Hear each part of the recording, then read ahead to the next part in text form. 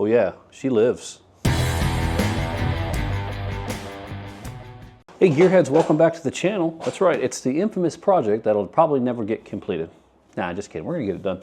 But you're probably seeing a lot of things on here that look different from episode 10, and we made a lot of progress in the past couple weeks, especially with the weather. We were able to shoot some of the paint, primer, all that fun stuff. But let's go ahead and run through the frame and see what's changed since last time, because, well, I did a lot of stuff. Now, besides the complete obvious here, I ended up installing some of our Sprint style headers. I bought these a while back. They've been sitting in the garage in the back part. So I'm glad that they were black. When I originally ordered them, they were actually supposed to be raw, and I was actually expecting to paint them. I went out and got all the stuff to do the ceramic coating on them and all that, and I found out that they were painted. So hey, I'm not complaining. I'm actually pretty happy that they may have sent me the wrong ones there.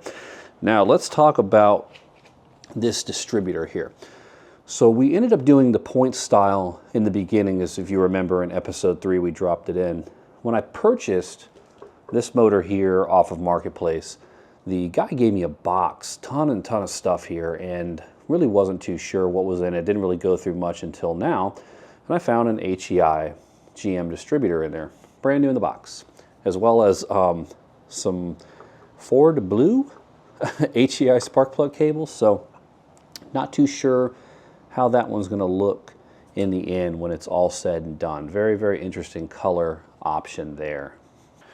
Now let's talk about the starter. A couple weeks ago I ran into some issues with this gear reduction starter and ended up putting on an OEM style GM, you know, those big huge ones that they have, and well, ended up finding out it was just a stupid ground. So we put this one back on, my mistake. Now in the transmission I got rid of those inverted flare fittings and just added the quarter MPT with barb. We're just going to loop it for the meantime right now while we're running it and getting it warmed up and kind of tuning it up, and then we'll actually install the full cooling system. I may run it to the radiator up here as well as do an auxiliary cooler, not too sure. Now, if you remember in the last episode we installed a new vacuum modulator here. I ended up getting this line here. It was from a Chevy C10. It was actually brand new, and it was free. So imagine that, it fit the contour of a TH350 and Small Block Chevy 350. These were free as well, and these were in the box with the distributor. So that tells you I probably should have went through all this stuff before before we started going and assembling it all, so I knew exactly what we have. And speaking of parts, let me show you on the shelf.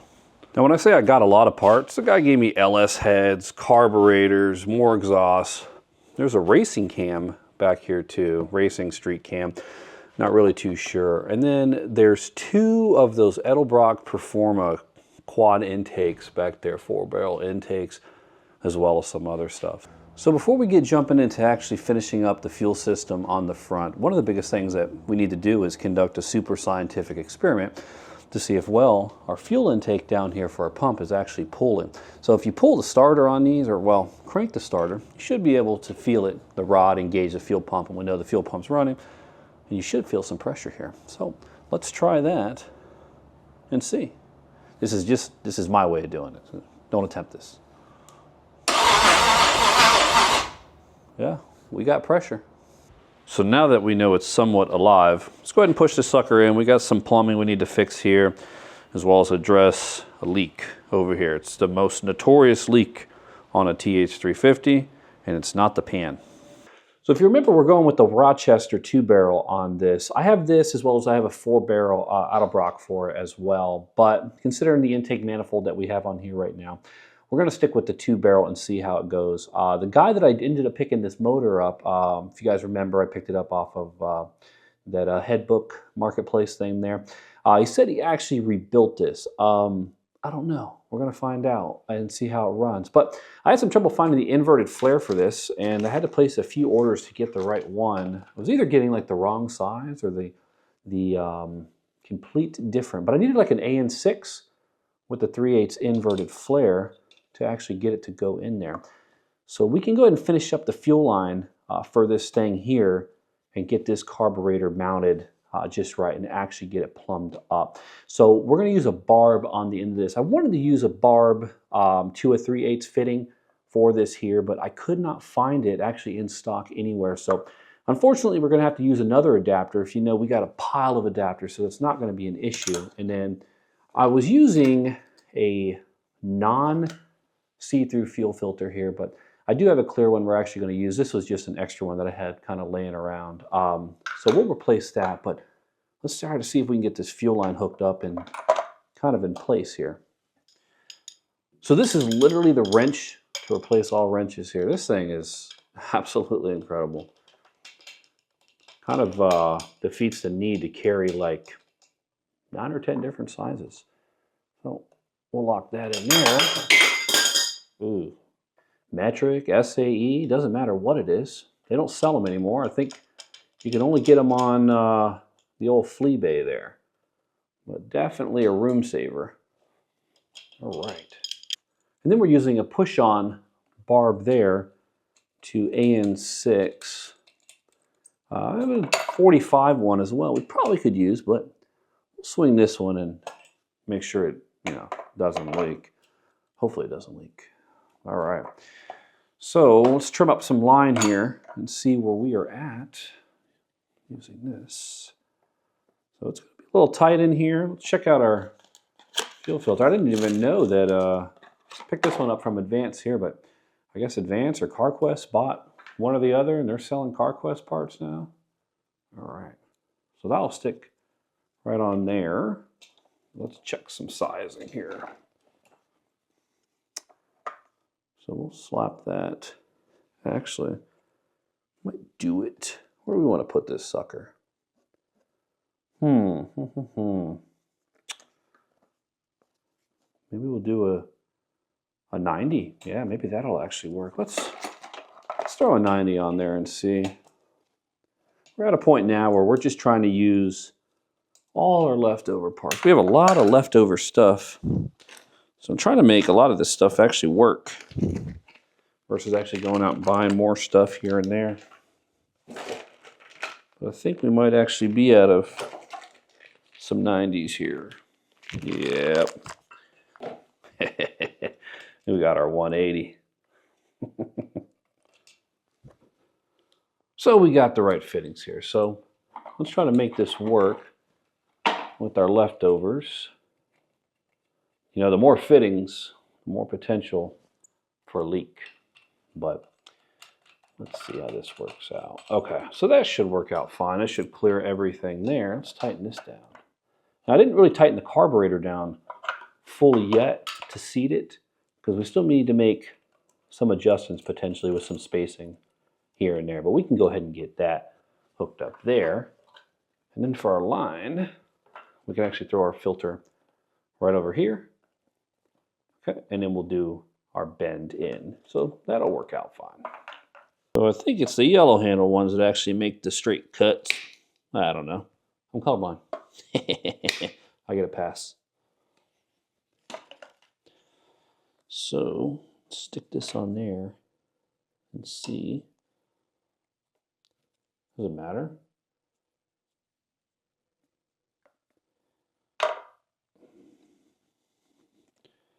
We're not going to need too much line here.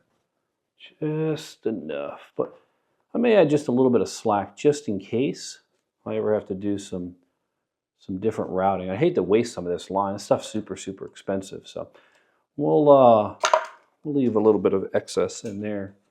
Man, don't you hate when you misplace your tools? The heck did I do with my cutters?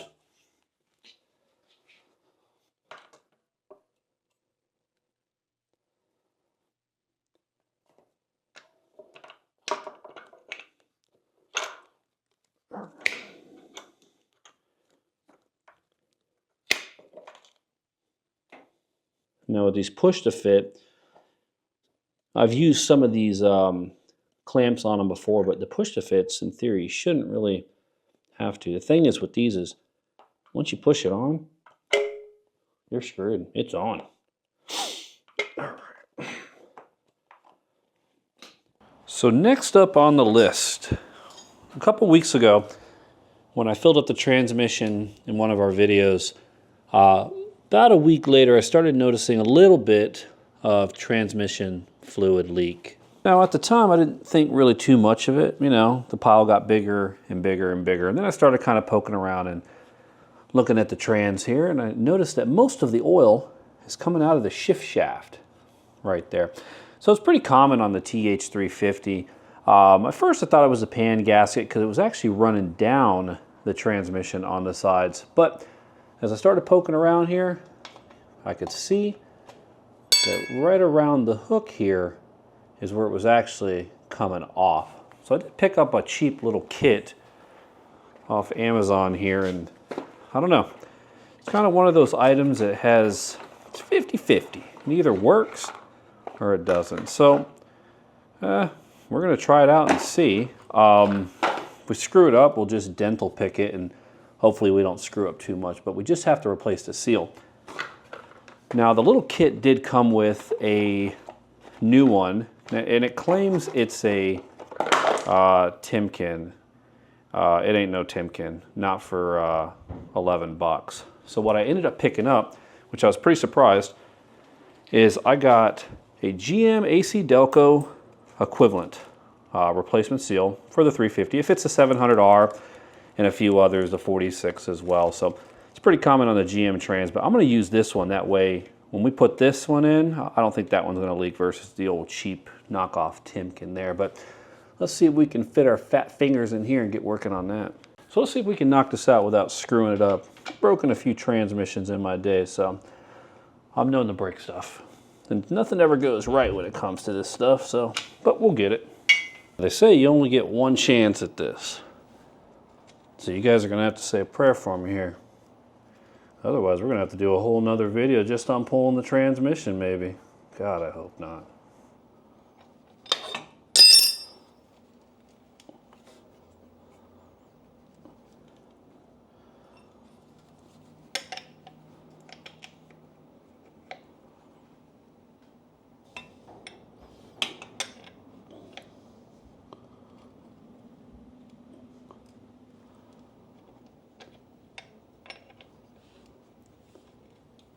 Gentle hands like a surgeon.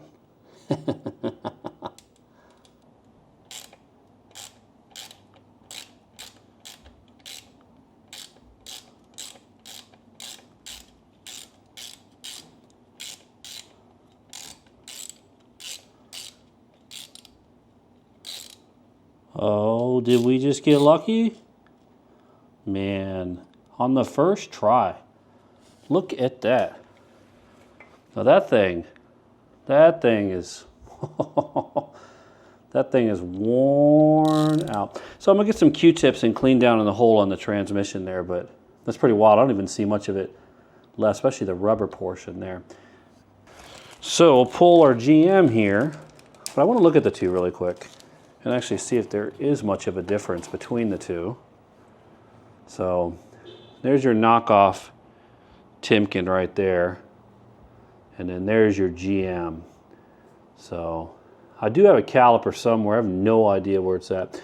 But you can see on the GM one right here, the center cap is actually raised. So there's almost like a small or larger, as I could say, maybe inner race that's on the GM one versus this knockoff. It is in there, you can see it, but it's not as pronounced as the GM one here. So I think we'll go with that one.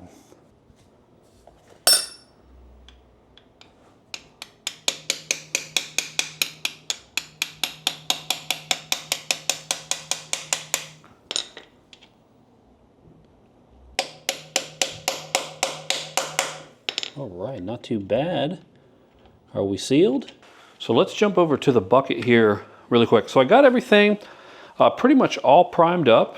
I started with the sanding, started with like a 400, and then because we're actually shooting black and it's gonna be a flat black, I ended it with a 600 grit here.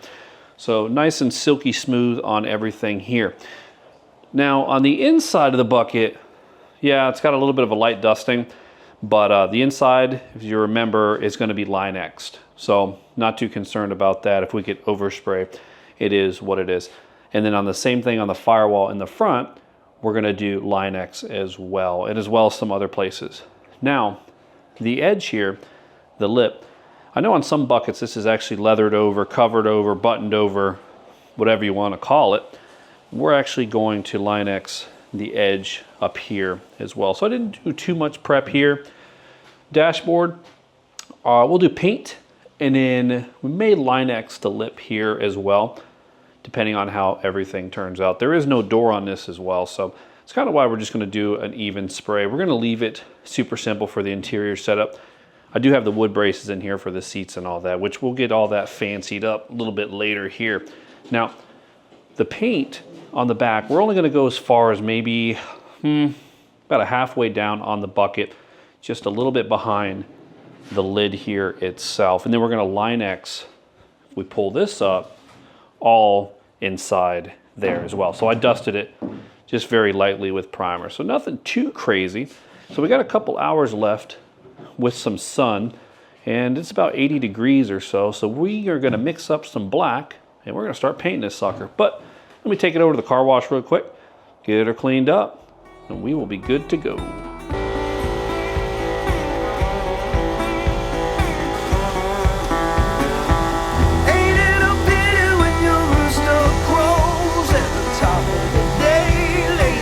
Down to your bones.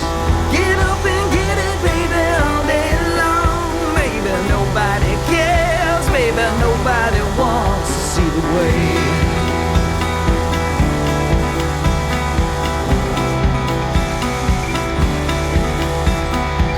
City to city for the best in show. I got some cattle to go, you got those bunny sounds. Lazy, don't get it in that so close down. Why don't you get out the way so I can lay it all down? Either way, now here I come from the smallest town on the lowest rung. All the same, got no bad blood. When country come to town, yeah, or town to country come, because there ain't nowhere to run, nowhere to run.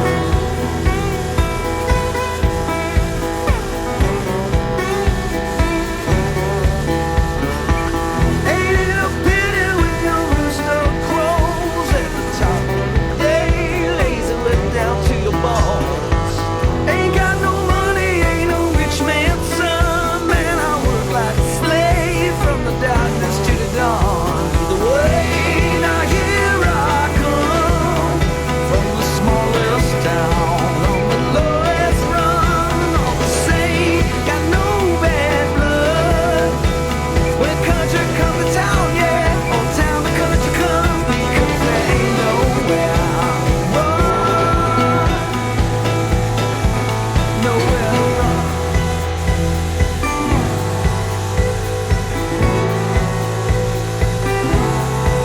Nowhere to run.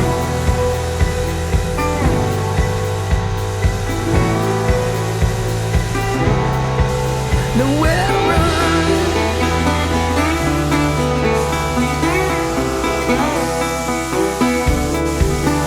Either way, now here I come from the smallest town on the lowest run. All the same, got no bad blood. When country come to town, yeah, or town to country come. Either way, now here I come. So the fumes are absolutely insane in here, and I had to get out of my Jesse Pinkman outfit here. All the neighbors were looking at me like I was in here cooking meth or something. But take a look at this. So I did about 3, almost 4 coats. Some areas, when I went through and did the tack coat, it was a little difficult in the beginning just to get it, especially black. But you know, we had a pretty transparent primer there, so it went on pretty well, as you can see. Now the flash time on this black is actually only about 30 minutes before you do a clear coat. So the clear coat is, I'm going to use classic flat.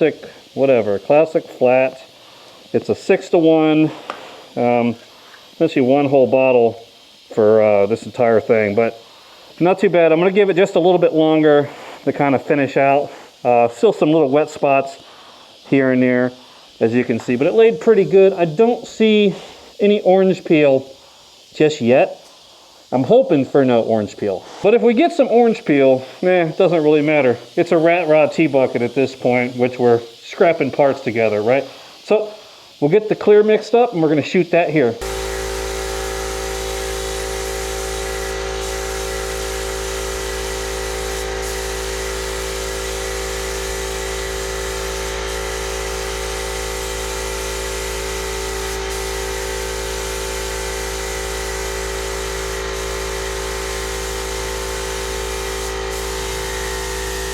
So I started freaking out a little bit when the clear coat started going on yellow.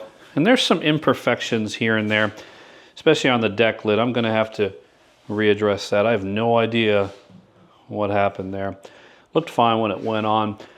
So we'll look at that, but the back end and the sides look absolutely awesome, especially right there. You can see it has a little bit of a sheen to it. It's still curing, so we'll give it a couple days, but I do love the way that that ended up turning out. I think that'll look really good on the bucket. The back itself is probably one of the best looking panels so far on the whole thing. Now, let's not even talk about that. I'll probably have to sand that down. But if you remember, I didn't really do much here on this lip. We're gonna actually Line-X this as well, you know, for when you're getting in and out of the bucket. Because over the years, this will end up fading away and it'll get shiny because it's a flat. And here's a shot from the front. Still a little bit shiny. I noticed that as it starts to dry, it starts to get flatter and flatter. And then I noticed something actually stuck to the body there. So we'll wait till it dries and then we'll maybe address that. Hopefully it's not too bad. Oh, looks like just a little bit of lint there. But I think once the gauges go in, this thing is going to look awesome, especially with the white background, or the white background on the gauge sticking with a black. That'll look nice. Let's take a peek at the other side. See how this side cured out. I haven't really looked at this one yet. Kind of looks like a coffin. It's coffin color. So there you go for that. That looks great there. No imperfections, no drip, no nothing. I've actually noticed with this clear coat, there wasn't any runoff at all. There wasn't any challenge for any runoff. The more I look at it, it actually looks like a vinyl wrap when you get up really close to it. So I'm really, really happy with it. So we'll check the temperature in the next couple days and then we'll end up shooting the Line-X interior. We'll have to definitely clean this one more time before we go any further. So this thing's been clearing now for about 48 hours or so. And I have to say, take a look at that. That is some flat black right there and pretty even coated. I will admit there are some areas that have a little bit of orange peel here and there, but it's really, really hard to actually see it.